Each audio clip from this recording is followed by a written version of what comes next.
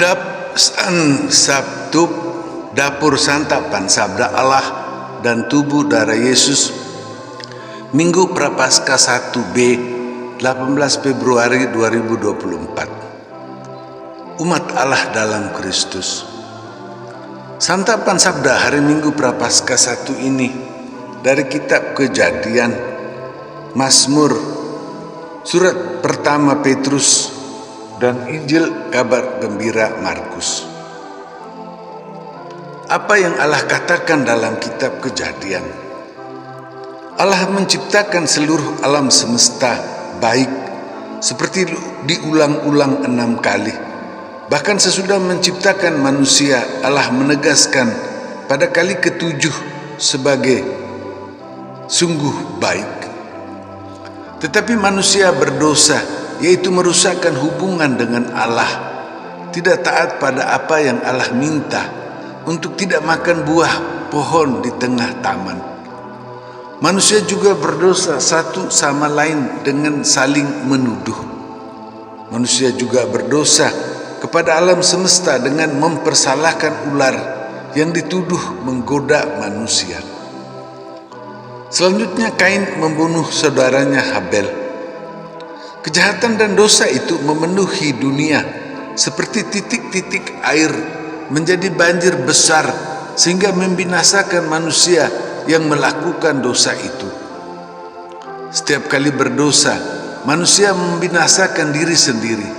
Tetapi setiap kali juga Allah ampuni, seperti Allah selamatkan Nuh yang setia membangun perahu besar, yaitu menjalankan hidup seperti Tuhan minta. Selanjutnya Allah menempatkan pelangi sebagai janji bahwa Allah tidak pernah membinasakan manusia, maka manusia tidak boleh lagi membinasakan diri dan alam semesta. Apa yang Allah katakan dalam kitab Kejadian ditanggapi Mazmur. Umat memuji Allah yang memberi kerahiman,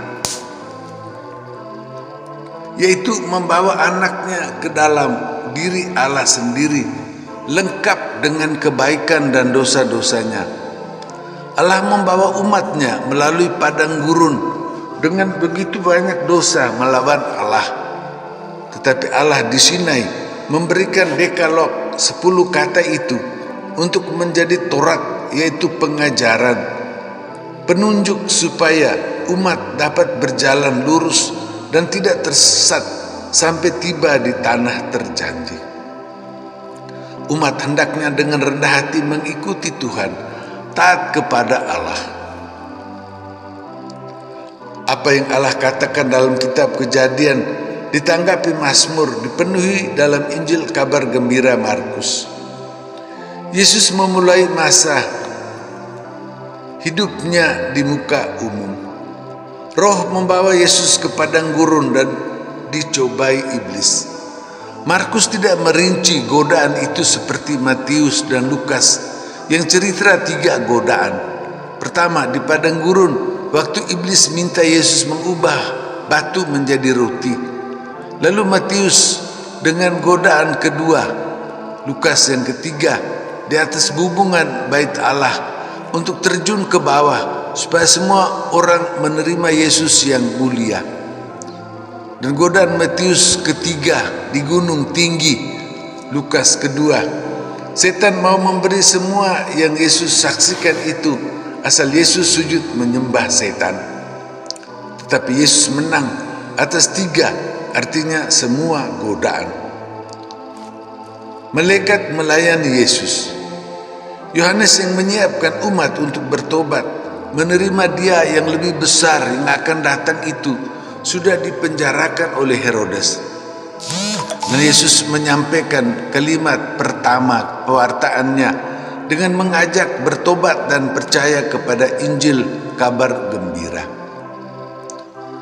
Apa yang Allah katakan dalam kitab Kejadian ditanggapi Mazmur, dipenuhi dalam Injil kabar gembira Markus, dihidupi Petrus bersama umatnya.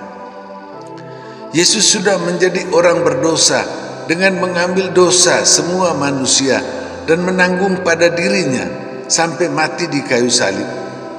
Tetapi Yesus sudah hidup di dalam roh, yaitu hidup Allah sendiri. Yesus mewartakan Injil kepada manusia pertama, turun-temurun sampai Nuh dan selamanya, untuk menunjukkan bahwa manusia bisa menyelamatkan diri karena Allah selalu menyelamatkan dan tidak pernah membinasakan. Dengan bangkit dari orang mati dan dimuliakan di sisi kanan Bapa, Yesus membuat semua orang yang dibaptis dibebaskan dari dosa dan bisa terus berjuang untuk tidak berdosa lagi dan tetap bertobat kalau berdosa. Allah memberi kita santapan sabda. Allah meminta kita membangun perahu besar, yaitu hidup taat ikut Allah, supaya kita bisa luput dari bahaya dihanyutkan banjir besar dosa-dosa kita. Allah memberi pelangi yang mengingatkan kita bahwa kita selalu menghancurkan diri, sedangkan Allah tetap selalu memberi hidup dan keselamatan. Allah menerima kita di dalam rahim Allah sendiri dan memberi kita dekalog, Taurat, semua petunjuk untuk hidup yang lurus dan benar. Kita seperti Yesus dibaptis, tetapi tetap menghadapi godaan dan selalu mungkin berdosa. Maka kita menghadapi godaan menurut contoh Yesus. Kita serahkan semua salah dan dosa kita kepada Yesus yang menanggung dosa-dosa kita, mengampuni dan memberi kita kekuatan untuk menjalankan hidup penuh tobat. Yesus memberikan santapan tubuh darah Yesus. Allah memberikan hidup dan keselamatan meskipun kita berdosa. Allah memberikan kita Taurat, yaitu semua yang Allah ajarkan, dan Yesus mewartakan Injil kabar gembira yang mengajak kita untuk bertobat. Yesus memberi dirinya bersatu dengan kita supaya kita bisa seperti Yesus menghadapi semua godaan yang datang dari diri kita sendiri, sesama, alam semesta, dan dari setan. Kita berpuasa, yaitu mengurangi makan, dan berpantang, yaitu menghentikan semua yang kita senangi. Hal yang baik saja kita kurangi, bahkan hilangkan.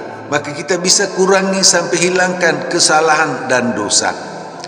Kita memikul salib bersama Yesus dan menebus diri kita sendiri dan semua saudara-saudari kita, bahkan seluruh alam semesta yang Yesus hantar untuk bertobat, sehingga kita tanpa dosa dapat masuk ke dalam kemuliaan Allah di surga. Umat Allah dalam Kristus demikian.